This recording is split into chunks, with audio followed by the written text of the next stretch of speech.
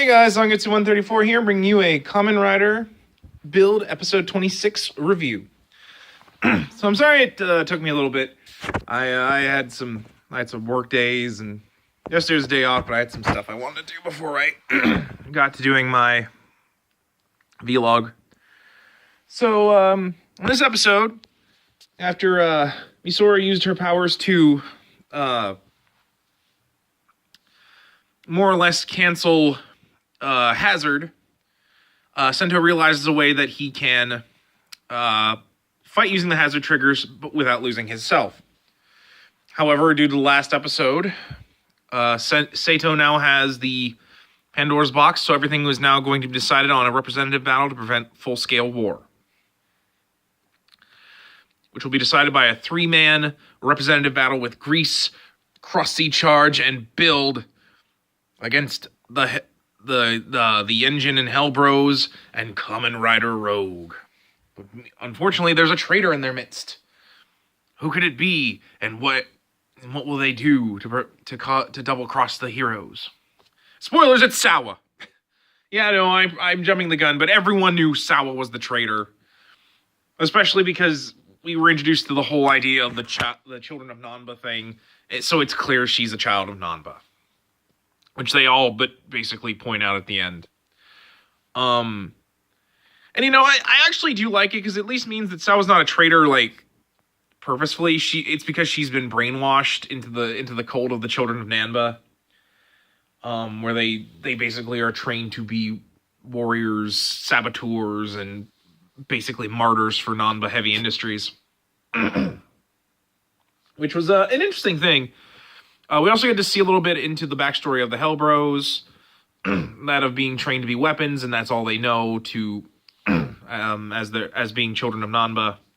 That, you know, the only way to survive is to defeat their opponents, which was an interesting thing that they threw at us. I was kind of surprised at that. It was an interesting concept, especially with the fact that, you know, they basically show that, you know, while, like, these guys are bad guys, they're doing it more because they are, you know, that's how they've been raised. And so the whole show, and so basically after that, the episode is basically drawn into a couple parts. Sento's drive to create the full bottle and the full cannon, which is awesome looking. That thing looks really cool, and I can't wait for him to whip that out. As well as moments of camaraderie between Charge, Cross, and Grease. There's an especially good part where we find Cross goes to find Grease, who's making a grave for his crows, which I actually really liked. I really liked that he tied little bandanas around the cross, and like he was bearing the dog tags, which I thought was a really nice scene, and especially good because, like, you know, Cross brings up how, you know, it's like, you know, the worst part about them dying to full bottles is that their bodies disintegrate, so you have no real way of closure for burying them. Because, you know, because Cross lost his girlfriend, that, you know, that's how he got the Dragon Full Bottle, was that her essence was turned into the Dragon Full Bottle. Which was a really nice way of showing, like, Grease and Cross how they aren't really that different in ways. I also really liked it because it was a way for them to get Cross and Grease to realize that they're not the traitors of the group. In a good way. And it also set up that they train by fighting each other to raise their hazard levels to make themselves stronger. That was actually a really cool moment. And it also revealed that Sawa had wiretapped the Dragon Full Bottle because, you know, Ryuga hadn't used it for a while, so all she had to do was create a fake bottom for the Dragon Full Bottle. And then, but, you know, when he decided to use it after they talked about full bottles to get Misora to create a full bottle that would allow Sento to use a rabbit combo, which allowed him to not lose himself. I guess he decided he wanted to use the Dragon Full Bottle because he forgotten how strong it was. Which led to him shaking it. It sounded weird, which I think was the idea, because, like, I didn't notice the full bottle when he shook it sounded weird. And so he popped the false bottom off it and found out there was a wiretap, which is more or less how they figured out where the Pandora's box was. Which leads into Sawa helping Sento make the full bottle, which I'm assuming that's a ruse that Sento knew pretty easily that she was the traitor, especially because she already was a traitor, which is why this is so stupid. I mean, I get it a little bit in that, yes, she looked like she didn't betray them, but like more than likely that was Nambo's way of creating like a double cross or like a mole that wouldn't be, because like you wouldn't think it after she, stopped betraying them. And I think we're going to see that she's not completely a traitor. Like I'm hoping that like when she sends him the full bottle data and the full canon data, that it's actually either a ruse by Sento to send them false data, or that Sawa will send them false data. This is all a test that Sento showed that, like, yes, she did betray them for a little bit, but that's because this is all she knows. And so, that leads into showing that Sawa really is on their side and that she's seen, like, through the evil and the brainwashing of Namba Heavy Industries. Which leads eventually into the battle between Grease and the engine gear bro.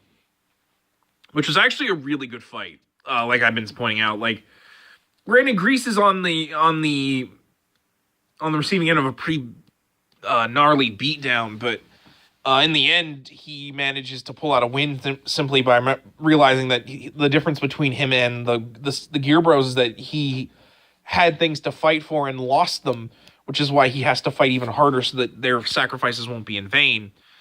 And so he pulls off an amazing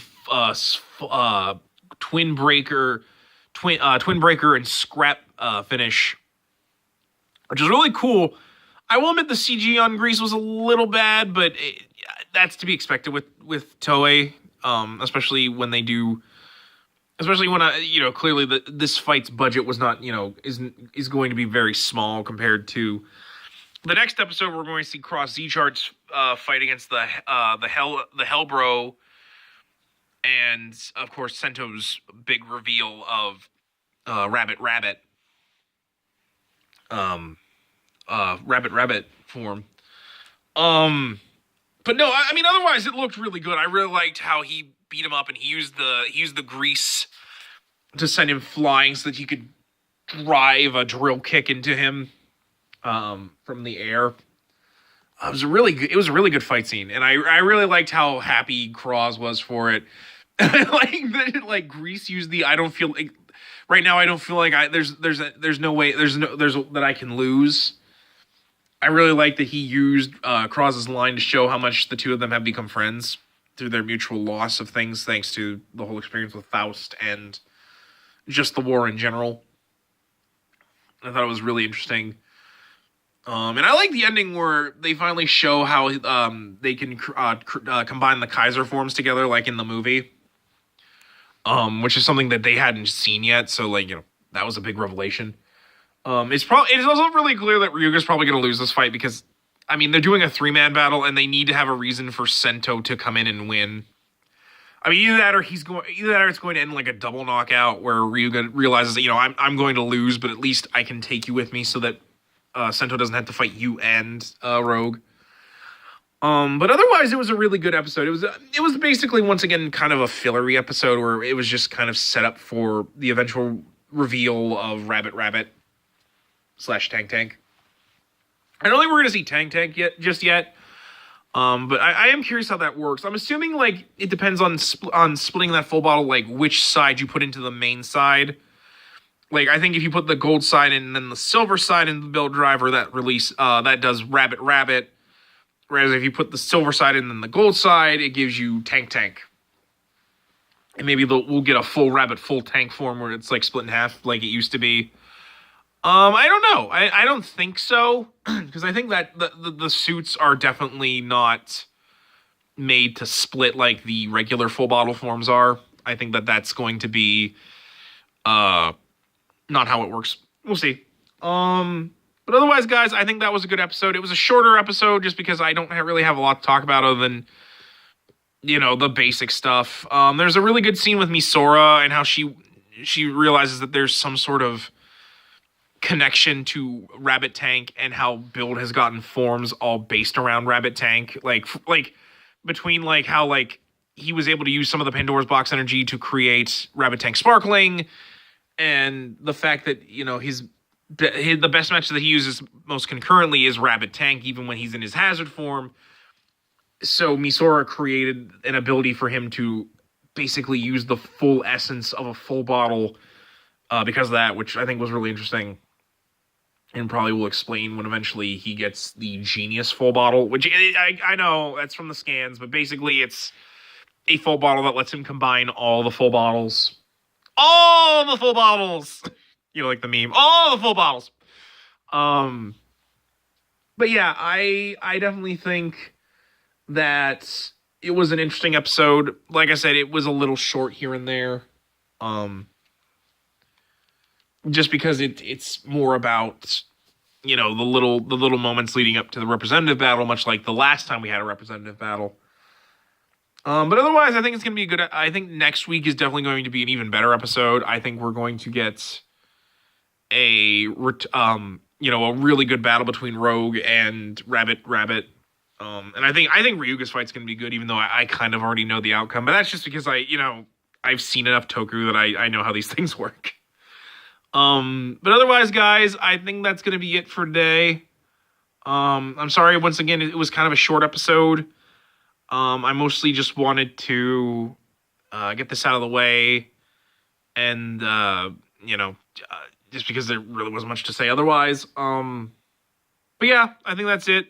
Come back next week when we discuss episode 27. Until then, guys, I'm Zangetsu 134, signing off.